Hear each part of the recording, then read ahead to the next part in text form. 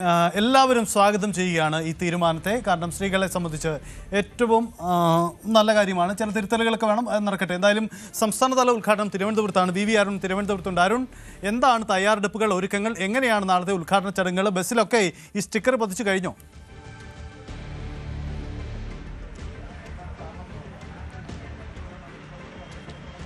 സൈത്ത്, സൗജന്യ യാത്രയ്ക്കുള്ള ഒരുക്കങ്ങൾ അവസാന ഘട്ടത്തിലേക്ക് കടക്കുന്നു. തിരുവനന്തപുരത്താണ് ഉദ്ഘാടനം. മുഖ്യമന്ത്രി വി സതീശൻ പ്രിയദർശിനി ബസ്സിൽ യാത്ര ചെയ്ത് ഈ പദ്ധതിയുടെ ഉദ്ഘാടനം നിർവഹിക്കും. ഏറെ പ്രതീക്ഷയോടുകൂടി കേരളത്തിലെ സ്ത്രീകൾ കാണുന്ന ഒരു പദ്ധതിയാണ്.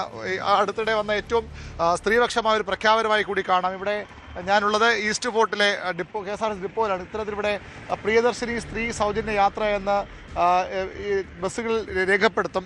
ഇതല്ല ചില സ്റ്റിക്കറുകളും, ചില ബസ്സുകളിൽ സ്റ്റിക്കർ വൈകിയതുകൊണ്ടാണ് ഇങ്ങനെ പെയിന്റ് എഴുതേണ്ടി വന്നത്. സ്റ്റിക്കറും ചില ബസ്സുകളിലൊക്കെ സ്റ്റിക്കർ ഇതിനകം ആയിട്ടുണ്ട്. ഇങ്ങനെ സ്റ്റിക്കർ പതിച്ച ബസ്സുകളിലാണ് യാത്ര വരുന്നത്. ഓർഡിനറി ബസ്സുകളിൽ മാത്രമാണ് ആദ്യഘട്ടത്തിലെ യാത്ര. തിരുവനന്തപുരത്ത് 600ഓളം ഓർഡിനറി ബസ്സുകളാണ് KSRTCക്ക് ഉള്ളതെന്നാണ് കണക്ക്. ആ ബസ്സുകളിലൊക്കെ ആളുകൾക്ക് സൗജന്യമായി യാത്ര ചെയ്യാം. മറ്റ് ജില്ലകളിലെ ബസ്സുകൾ, മലബാറിലാണ് ബസ്സുകളുടെ എണ്ണത്തിൽ കുറവുള്ളത്. തിരുവനന്തപുരത്ത് 687 ഓർഡിനറി ബസ്സുകളുണ്ട്. ഇലക്ട്രിക് ബസ്സുകൾ ഉൾപ്പെടെ ഈ ഓർഡിനറി ബസ്സുകളാക്കി യാത്രയുണ്ട്. ഇവിടെ ഞാനുള്ള ഡിപ്പോയിൽ 31 ബസ്സുകളാണ് KSRTCക്ക് ഓർഡിനറിയായി ഉള്ളത്.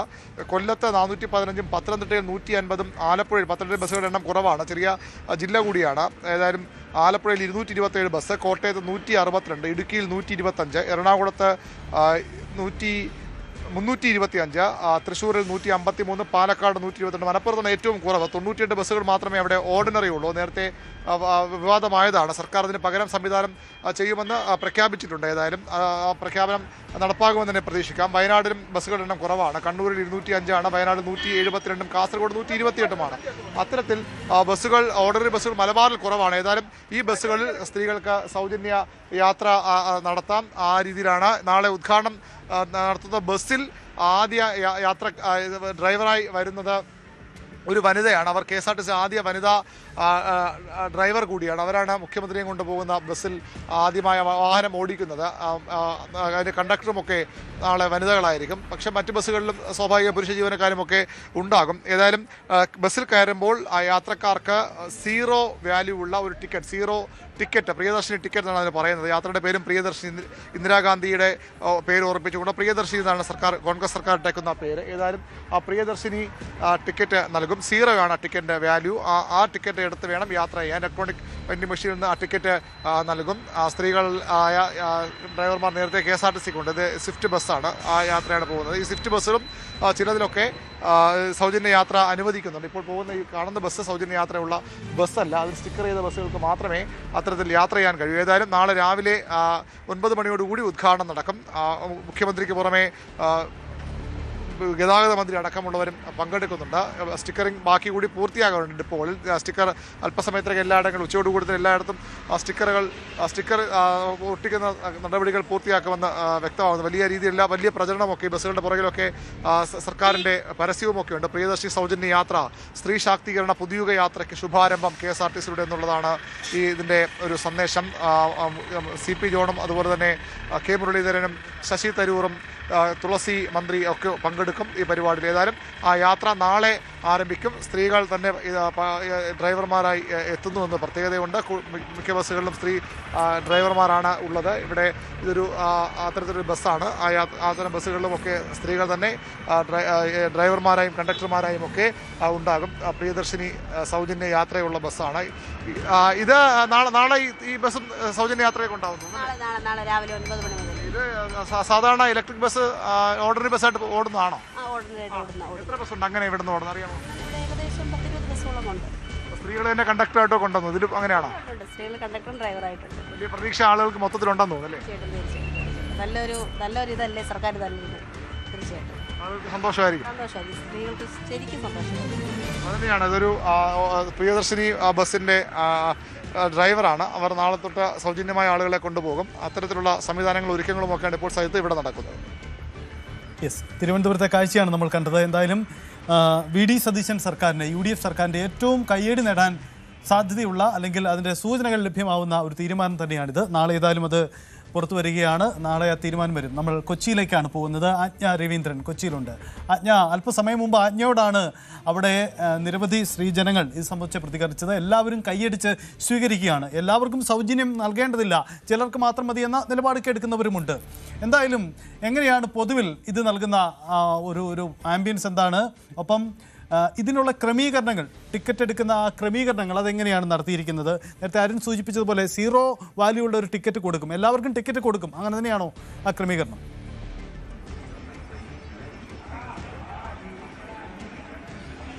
സജിത്ത്, നിലവിൽ അതായത് നാളെ 8:30 ഇനാഗുറേഷൻ കഴിഞ്ഞ ശേഷം 9 മണിയോട് കൂടിയ ഈ മെഷീൻസ് എല്ലാം ആക്റ്റീവ് ആവുമെന്നാണ് അറിയിച്ചിരിക്കുന്നത്. അതിനുശേഷം മാത്രമേ ഈ ഫ്രീ സർവീസ് ലഭിക്കുകയുള്ളൂ. അത് കൃത്യമായി പറയുന്നുണ്ട്. കാരണം ഇപ്പോൾ തന്നെ ഇന്ന് തന്നെ ഒരു ബസ്സിലാണ് ഇവിടെ സ്റ്റിക്കർ ഒട്ടിച്ചത്. സ്റ്റിക്കർ ഒട്ടിക്കാത്തതിന്റെ പ്രധാനപ്പെട്ട പ്രശ്നം എന്ന് പറയുന്നത് ഇന്നാണ് ഫ്രീ സർവീസ് എന്ന് പറഞ്ഞിട്ട് അതിൽ ആളുകൾ കയറാൻ സാധ്യത. അതുകൊണ്ട് തന്നെ പലയിടത്തും ഈ സ്റ്റിക്കറുകൾ എത്തിയിട്ടില്ല.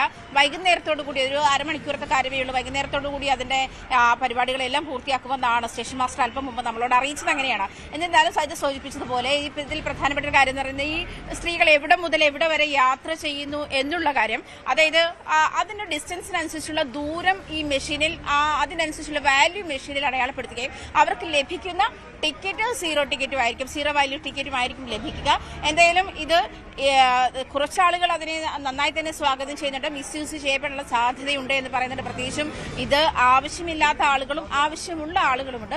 ഈ ആവശ്യമുള്ള ആളുകളെ സംബന്ധിച്ചിട്ട് ചിലപ്പോൾ ചെറിയ വരുമാനം ലഭിക്കുന്ന സ്ത്രീകളായിരിക്കാം, സ്ഥിരം യാത്ര ചെയ്തു പോകുന്ന ആളുകളായിരിക്കാം. എന്തായാലും ചെറിയ വരുമാനം ലഭിക്കുന്ന ആളുകളെ സംബന്ധിച്ചിട്ട് വലിയ അസറ്റാണ്, അതിന് തർക്കമൊന്നുമില്ല. അവരുടെ ഒരു സാമ്പത്തിക സ്ഥിതി കുറച്ചുകൂടി ഫാമിലിയെ സംബന്ധിച്ചിട്ടായാലും അവർക്ക് മിച്ചം വയ്ക്കുന്ന പൈസ, ഈ വണ്ടിക്കൂലിയിൽ നിന്നും ലാഭം കിട്ടുന്ന പൈസ എന്ന് പറയുന്നത് അത്ര ചെറുതല്ലാത്തൊരു തുക. എന്തായാലും ഡെയിലി യാത്ര ചെയ്യുന്ന ആളുകളുണ്ട്. ഇപ്പൊ ഇവിടെ നമ്മളോട് സംസാരിച്ചത് തന്നെ ഭാഗ്യക്കുറി വിൽക്കുന്ന ഒരു ചേച്ചിയാണ്. അവർ ഇവിടേക്ക് ബസ് സ്റ്റേഷനിലേക്ക് എത്തുന്ന 28 രൂപ ഒരു വഴിക്ക് ഒരു ടിക്കറ്റ് എടുത്തിട്ടാണ് വരുന്നത്. ആ 28 രൂപ എന്ന് പറയുമ്പോൾ തന്നെ 56 രൂപയാണ് ഒരു ദിവസത്തെ അവരുടെ ലാഭം. ആ ഒരു കണക്കിൽ തന്നെ ഒരു 1500-1800 രൂപയ്ക്ക് അടുത്ത് അവർക്ക് ഒരു മാസത്തെ വ്യത്യാസം വരും. അവരുടെ ഒരു വരുമാനത്തിൽ അത്രയും ഒരു മിച്ചം എന്ന് പറയുന്നത് അത് അവർക്ക് കുറച്ചുകൂടി ഒരു നേട്ടം. അവർ സ്വന്തം കാര്യങ്ങൾക്ക് ഉപയോഗിക്കാം, ഫാമിലിയുടെ കാര്യത്തിൽ ഉപയോഗിക്കാം, അല്ലെങ്കിൽ കുഞ്ഞുങ്ങളുടെ മറ്റേതെങ്കിലും പഠനാവശ്യങ്ങൾക്കോ അതല്ലെങ്കിൽ മറ്റേതെങ്കിലും ഒരു ആവശ്യത്തിലേക്ക് മറ്റൊരു ചെലവിലേക്ക് അത് ആഡ് ഓൺ ആകപ്പെടാതെ സേവിങ്സ് ആക്കാം. എങ്ങനെയായാലും ഈ ചെറിയ വരുമാനം ലഭിക്കുന്ന ആളുകളെ സംബന്ധിച്ചിട്ട് ഒരു വലിയ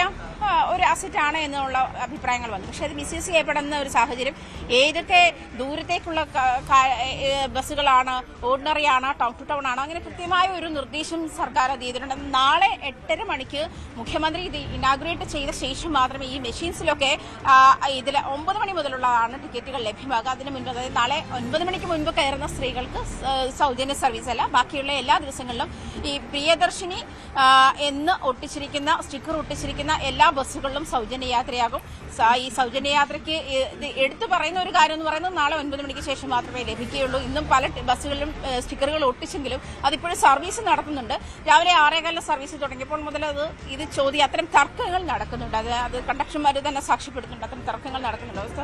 സ്ത്രീകൾക്ക് സൗജന്യ യാത്ര എന്നുള്ള ഒരു സാഹചര്യത്തിലേക്ക് വരുമ്പോഴും അതിലെ ക്ലാരിറ്റി വരുന്നത് ഇങ്ങനെയാണ്. എന്തായാലും 0 വാല്യൂ ആയിട്ടുള്ള ഒരു ടിക്കറ്റാണ് അവർക്ക് നൽകുക.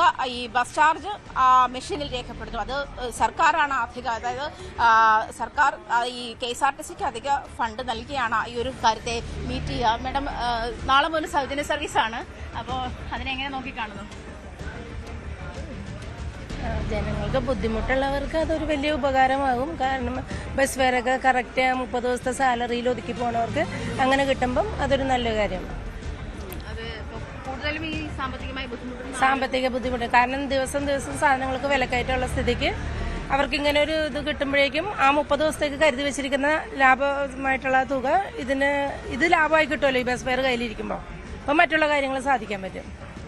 അത് തന്നെയാണ് സജിത, ആ ഒരു നിരീക്ഷണം തന്നെയാണ് കൂടുതലും വന്നിട്ടുള്ളത്. പ്രത്യേകിച്ച് സ്റ്റാൻഡിൽ ചില പുരുഷന്മാരൊക്കെ നിൽക്കുന്നുണ്ടല്ലോ, അവരോടുകൂടി ചോദിച്ചു നോക്കൂ, സ്ത്രീകൾക്ക് മാത്രം സൗജന്യം മതിയോ എന്ന കാര്യം.